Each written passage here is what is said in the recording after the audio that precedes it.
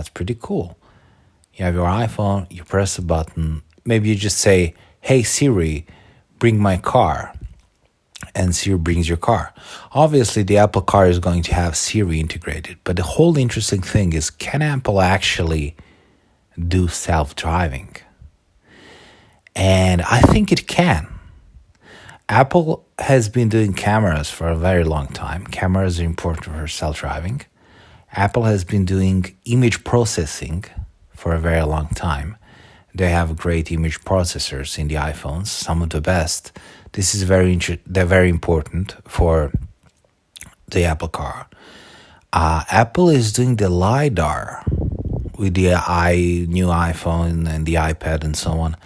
LiDARs are the key to self-driving, and Apple has the Apple Maps and a couple of other things. So I think also one of the reasons why Apple is going to go the AI route, that's my prediction.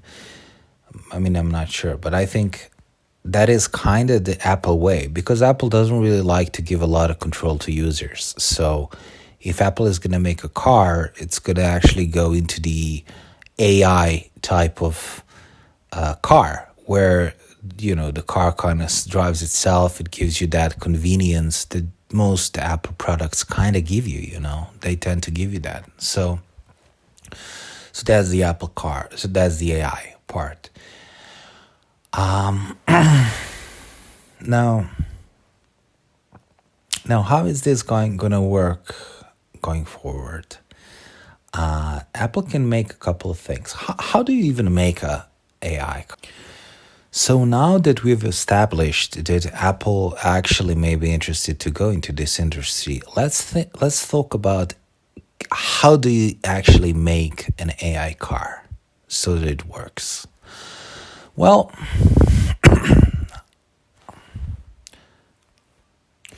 let's start from the beginning. What do you need to have a self-driving car?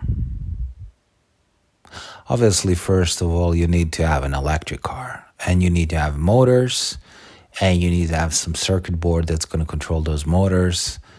And I'm basically talking about like those toy cars that you control from the remote that you keep in your hands. So you got to have that technology to start with, right? So you got to be able to actually steer the car. But obviously, that's not a problem. But how do you make it smart? Well, let's see. First, you need maps. You need maps of the world. And you need these maps to be GPS referenced, to have GPS reference points, so that your car can know where generally the streets are. Apple actually has this. They have Apple Maps, and they also have GPS devices built into everything. They have been doing GPS with iPhones for a very long time, and it's pretty precise. So they know how to make GPS, they know how to make maps. They're doing both. So the first thing is to put the car roughly on the road. So you want to have a map that has outlined the corridors where the car should drive. And you want to have a GPS device that's going to communicate with the satellites and send the data and basically tell car if the car is kind of where it should be, right? You want to have streets in those maps. You want to have a way to connect to tell the car to go from place A to place B. This is something Apple already has. Apple Maps have this. So Apple already has this, right? They actually have that technology. And they have GPS, so the car can actually know where it is. So they kind of have this already, right? The next thing you need is some sort of a security, right? So you need a security not to hit a different car, not to run some person over. LiDAR is the key for this. You need to have LiDAR. And LiDAR, it's basically a perfect 3D world, right? It's a perfect scan of the 3D world with LiDAR. And if you have a LiDAR, what you're basically having is you just need to say, well, look, always keep a certain distance, right? So if the car in front of you is braking, I'm going to brake, right? The Apple car is going to brake.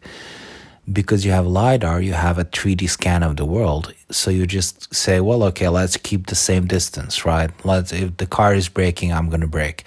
So that's kind of easy, right? So if you're doing that, you kind of, and obviously since you have maps, you know what's the speed limit. So you just drive with the speed limit, and that's pretty fine. So if you're doing these two things, you're kind of safe to be driving this car. There's a couple of other things. But yeah, let's think about LiDAR. Apple is doing LiDAR with iPhones, so they kind of know how to do it as well. Face unlock feature is basically using LiDAR as well, so they've been doing that for a while. So I think they kind of have, it's not new for them. They have experience in that industry too. So let's say that if you're using LiDAR to brake, and if you have maps, you kind of know where to go and you're not going to hit anything. So that's pretty good to start with, right? You're basically not going to kill your passenger, which is very useful. And you kind of know where to drive, right? Sort of precise. Now you need to have a LiDAR that's going to also scan the size of the car as well as in front of you, so that it knows if on the side of the road there's like a fence, or there's a tree, or there's I don't know, like a pothole or whatever, so the car can actually not hit it. Or maybe there's a pedestrian that just runs in front of you, so the car needs to be able to stop. So you can do all of this with LiDAR. That's pretty great. You're going to have a bunch of other cameras too. These are cameras, right? So you're going to have a bunch of cameras around the car, so that you actually can see the context. Now you're going to have to do a little bit of a kind of recognizing of the space, so that you can know where exactly you should drive. Because GPS is kind of giving you coordinates, but you don't really know where exactly you need to drive. So you need to be able to actually recognize where the street is. Now, this is not that hard, because streets are generally a gray color. It's the color of the asphalt. And they have markings, which are actually very easy to identify. They're made in such a way to be very easy to identify. So, an AI, an image recognition software can pretty easily actually recognize where the markings are and where the pavement is. It's one of the easiest things for a human to recognize what the street is, right? So your AI has to know what the street is, right? Where it should drive. So it basically just needs to kind of recognize where are the borders of the street, right? It kind of knows where it is in the world with the GPS, but it needs to know the borders, how much left and how much right it can go. I think your car can do that. I think that's not that hard to do. You just need to detect the right kind of side and the left side and say, well, okay, here we are. And that's kind of fine. You can also use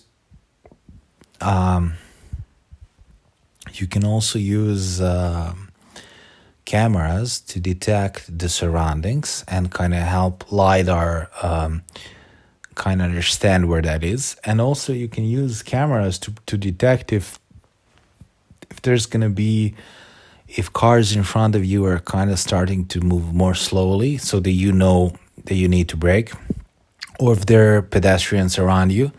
So there can be like a danger meter, right? Danger coefficient, right? So a number.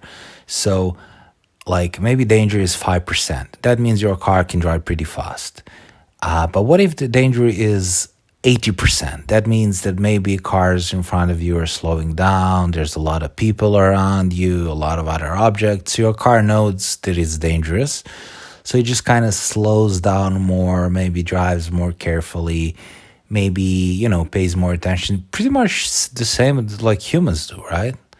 Like humans do that. Humans just drive more carefully if it's more dangerous. I mean, if you think about driving in a way that humans actually drive, you're going to say, well, okay, how do I drive? Well, I sit in a car, I steer the car, I see where the street is. And how do I know what the street is? Well, street is, it's gray, it's asphalt, and it has these markings, right? That's the street. So I just drive in the street. I need to know what my lane is, but that's easy because lanes are marked. There's white markings, or if there's no white markings, there's basically a pedestrian walk on the sides, or a fence or something, right? So there's like a very distinct piece of visual image that you can see, which is the road, right? So that's the road. So using that and using the fact that where map says and where the road is supposed to be, Apple can, with those two informations, detect where it should place the car. So if the car can just go straight. And then with the radar, it's actually making an extremely precise scan of the world so that it knows it's not going to hit something, right? And so that it knows to kind of drive again a little bit better, or straight. So these technologies are pretty cool, and they are well into what Apple can do, but they're pretty cool, and they can kind of allow you to actually make a self-driving car already. You need to have another thing though. You need to be able to recognize red lights, and you need to be able to recognize signs. Now, sign detection is not a problem. I mean, the computers, all the signs are the same in the whole world. I mean, at least in continents or in countries. It's extremely easy for a computer to actually recognize a sign, right? Because like a stop sign looks like a stop sign. The cool thing with the traffic is that it's actually so dumbed down. It's so easy.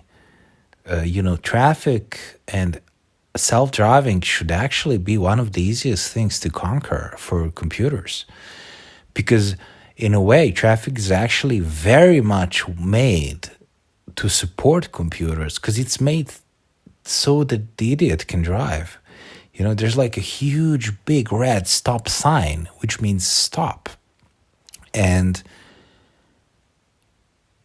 that's easy for a computer to recognize. The only thing here, and there's another important thing, is you need to place the cameras in a computer. I'm not sure if car manufacturers are doing it right now, but you need to place them in such a way that they actually see the same image a driver would see.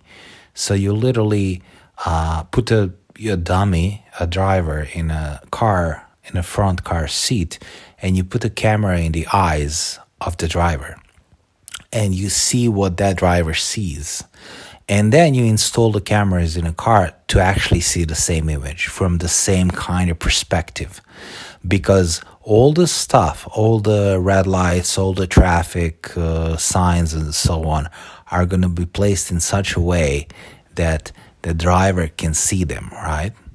So if you have a camera that is actually getting the same image the driver would be getting, that camera is going to be able to see everything the driver would see. In other words, that camera would actually see the signs and everything else.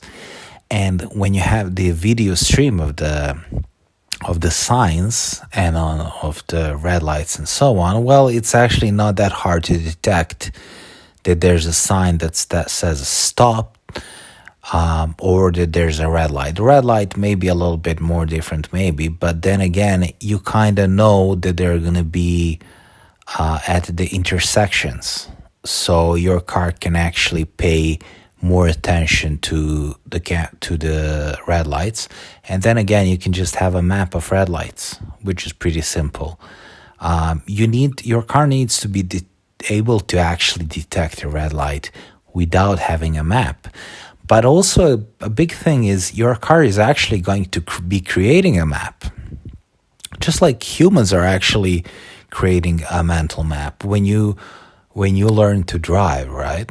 And when you're driving in your city for the first time, you don't really know where things are, and you can get lost sometimes, and you can actually also kind of make some mistakes. That's why you're a learner driver at the beginning.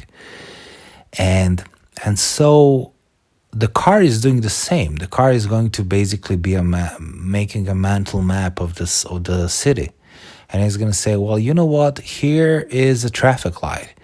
Here is a stop sign. Here is, a slippery part of the road. Maybe here's a pothole that I need to kind of slow down when I'm going over it. And just like a human driver, the car can remember all of these things, right? And he just learned. He just said, okay, well, there's a traffic light here, so I know there's a traffic light there always, right? So even though maybe my camera would actually not see it this time because of some bad conditions, I know that there's a traffic light there, so I'm gonna just really be slow and really kind of look for it, right? Because I know it's there, just like a human driver would actually do. So this is a big component of driving. I don't know if people realize, but humans actually learn to drive situationally, right? So you're learning how to drive in the actual spatial place in your city. And you know that the streets are the way. Like I have a speed bump in my street, and it was newly positioned. And actually, when it was positioned the first 5 times, I actually went over it with full speed. I just didn't brake.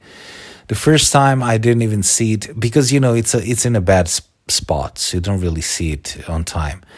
And the first time I just went over it. The second time I kind of tried to stop, but didn't really stop, so I just went over it. And a couple of other times I kind of also, kind of stopped, kind of not, something in between, not really good. And then I learned, right? Then I said, well, you know what? I really have to pay attention. There's a speed bump there, so I need to kind of know that there's a speed bump there. And that's how I learned that there's a speed bump in that place, right? So the car is going to be doing the same thing. The car is going to make a mental map of the streets it is driving on. It's going to say, well, there's always a speed bump here. So I need to anticipate the speed bump. When I'm approaching it, I'm just going to start slowing down before I actually go over the speed bump. That's pretty cool. And it's very much, possible for a car to do. It can actually detect a speed bump by detecting a shake, right? And that's another thing that the iPhone actually has. It has a shake sensor. So you can put a shake sensor in a car, and if the car is shaking too much, you can just start going a little bit more slowly so that it shakes a little bit less. And it can detect speed bumps even that way too, right? So it can be like I can try to see a speed bump with my camera, and that's going to be great. I'm going to be able to see it, but I'm also going to detect it with my wheels, right? And with my shake sensor, right? So when I go over it, I'm actually going to know that there's a speed bump, and I'm going to actually remember that on those GPS coordinates, there's a speed bump. And every time I go over it, I'm just going to first slow down because I know there's a speed bump there. And if they remove it, I'm going to sense that too, because every time I go over it, I can verify if there was a speed bump. So if when they remove it, I'm going to slow down again, but I'm just going to go over it without shaking my sensor for shaking. And I'm going to say, well, you know what, my gyroscope, right? My gyroscope, which iPhones already have. You know what, there's no sensor here, so I can just continue going straight. It's fine. By the way, I didn't even mention compass. That's also useful for a car. So anyway, so yeah, so you, but you know what is the really big thing? All the Apple cars can actually share the same data. because Apple can actually real-time upload this data to the cloud, and all the other Apple cars just get the stream of that data. So only the first car actually needs to either spot the speed bump or spot the traffic light or spot a traffic sign. Only for the first car. When the first car spots the speed bump in a certain place, all the other cars know it because they just get updated real time. That's a powerful thing because you have your iPhone, right? Apple can do it easily with the iPhone because you have your iPhone, which has internet. So you just get a stream to your iPhone, which actually then shares it with your car and just tells you, well, here's, some other car went over it and knows there's a speed bump, so you should just be slow. That's a big deal. That's actually much better than humans driver can do because even if you're a great driver, you don't really know all the roads in the world. But this computer system is going to very intimately be able to know all the roads in the world. And here's another thing that is great.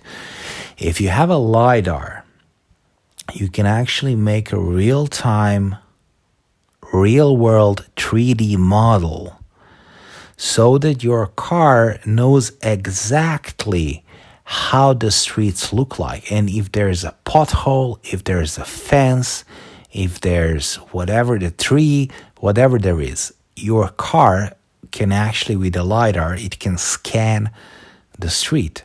And it uploads this model to the cloud. And all the other Apple cars just download that. And then the LiDAR scan again gets improved with all the cars that go through, right?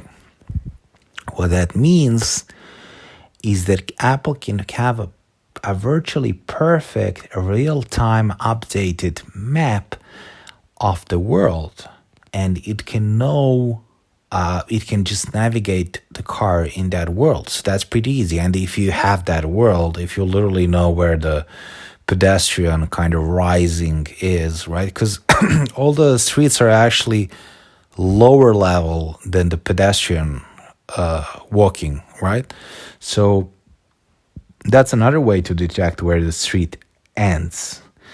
Where the street is going to end, there's going to be a bump in a road, right? Because like a step, because pedestrians walk on a higher ground than the cars.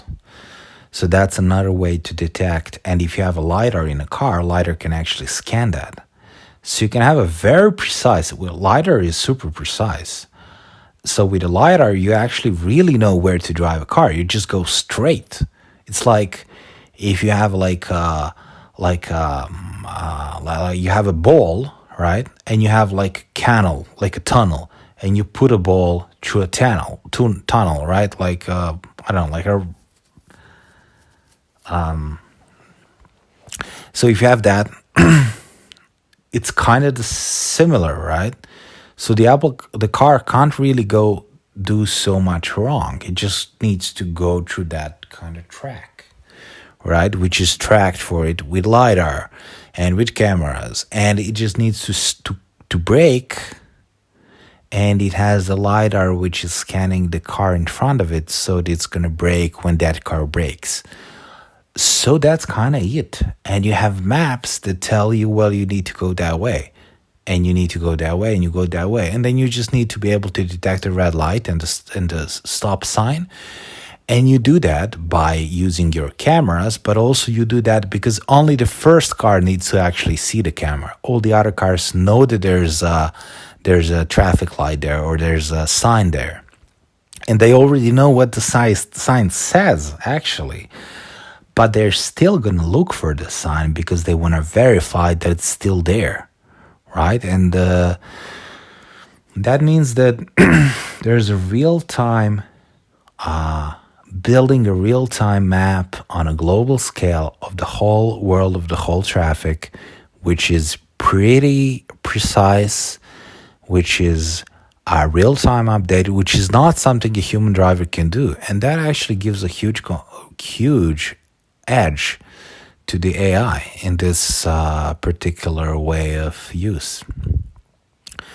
And I think Apple is the company that actually has all the core competencies to do it. They actually have all this stuff. I think maybe Apple could do that. They are also making their own processors to it, so they can make a processor for that car that's going to be custom made, custom Apple silicon for the car.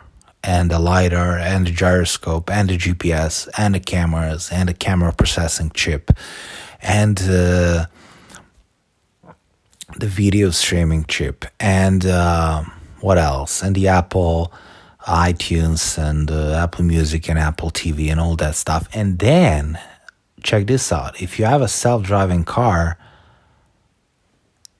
playing Apple movies in that car, playing Apple TV in that car is suddenly a huge thing, right? So, but I think the big thing is really to just have a self-driving car. Obviously, that's enough for itself, but just like icing on a cake, you can even play games in that car on some super screen or whatever. So yeah, I think to make a car, that's what you need. You need a you need a way to first. You need a map to know where generally you should drive. So that's a GPS and a map. You need a LiDAR to scan the street and cameras. First LiDAR to scan the street, to scan for the pedestrian walk. You need cameras to kind of scan for the white line that's defining streets, or just you need to define your street, where you should drive the car on the street. And then you need to have LiDAR that's going to basically tell you to brake on time so that you don't hit the car in front of you. This is all a tech that actually other companies already have and have had for quite a while, in fact. What is the missing key to this puzzle? I mean, nothing. Somebody just needs to kind of do it, to kind of take all that technology and do it. And this is something that Apple has done with the iPhone. Apple basically took all the technologies that already existed and combined them in a way that hasn't been done before, and they made a much better phone than anything else on the market. So, theoretically, I think Apple could maybe do it with a car. I don't know, but maybe. Definitely having a self-driving car, especially with this data sharing and scanning of the real world, that is a pretty powerful thing, and I think it would be pretty great if Apple was going to do it, or any other company really. But it's definitely doable. It's definitely possible. I don't think it's that far. I just think a big company with a lot of money needs to go into it. And you know what the problem with Tesla is? Tesla is actually really focused on production of the cars too. And that's the big problem for Apple, I think, because I think it's all about the AI. It's all about self-driving. And it would be great if a company could just solve self-driving, right? Without, in fact, making a car. Obviously, Apple is going to make a car, in fact. Maybe they're just going to take an OEM and like Porsche and have them, Volkswagen, and have them commission a car for them, produce a car for them. Probably, because Apple is not making iPhones either. Apple is an intellectual company, so they're not going to have factories, probably. They don't have factories for iPhones or for processors, for anything. So they're just going to... What Apple is going to do, I think, now when I'm thinking about it, Apple is going to go to Volkswagen, which is making, I think, Audi and Porsche, right? Porsche, I think. And they're just going to say, well, I want you to make the Apple car. And we're going to give you, blueprints to make Apple car. And so Apple car is basically going to be produced in a Volkswagen factory. I think that makes sense because Apple is already working with Porsche, and Porsche is a Volkswagen company. And Volkswagen is a huge automaker with a lot of brands.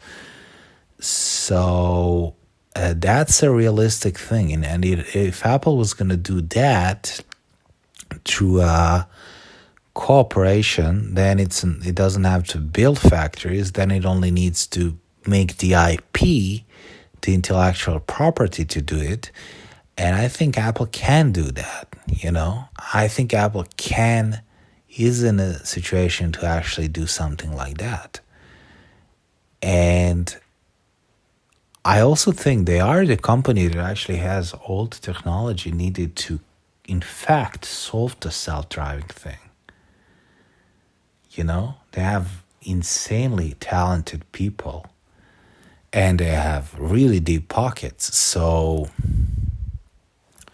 you know, that's a possibility. I think Apple could, in fact, nail self-driving. And now when I kind of went into it, I think it's a possibility. I think it's a feasible business opportunity. It's definitely something that Apple can dominate. They can, in fact, make a self-driving car. And if they did make a self-driving car, I mean, that would be insane. If Apple made a self-driving electric car, I mean, everybody would fucking buy it. I would buy it. Everybody would buy it. Yeah, that's pretty great. So yeah, that's about it. That wraps it up. That's about it. That's what I wanted to say about the Apple Car. I think it's a very, very exciting thing, and I also think it's very possible to create a self-driving car, and I think Apple can do it. And that car can then do stuff like pick you up and, you know, go park yourself or whatever. I mean, that's not really that important. The most important thing is just the actual self-driving thing. And then again, Apple, the scale of Apple, and if Apple was working with Volkswagen, right, that sort of a corporation would definitely yield a possibility to push for certain laws. So Apple and Volkswagen could definitely lobby for changing of the laws and for basically allowing themselves to create a self-driving car that doesn't need human intervention. And if that was the case, that would be insanely great. That would mean you can just ask Siri to bring your car, sit in your car, have your car drive you wherever you want. You get out, the car goes, finds a place to park, comes back, picks you up when you want, drives you back home. And while it's driving you, it knows where a pothole is in the street, so it slows down. It knows where the traffic lights are. It has a super detailed, image of the whole city that you live in. And another big thing is the the charging of the car, which would probably be done in a similar way the new iPhone is charging with magnets. So when you park your car in your garage, the car automatically hooks up to electricity and charges itself, which is definitely what Apple would do. So it means that your car just is always ready to go. Wow. I mean, that would be pretty great. Okay, thanks for listening. If you like this video, leave a like, subscribe, and, tell somebody that you found this channel. Obviously, I mean, I'm looking for ways to grow. So if you can help me, that's appreciated. Bye-bye. See you next time. Subscribe if you like it. And we're going to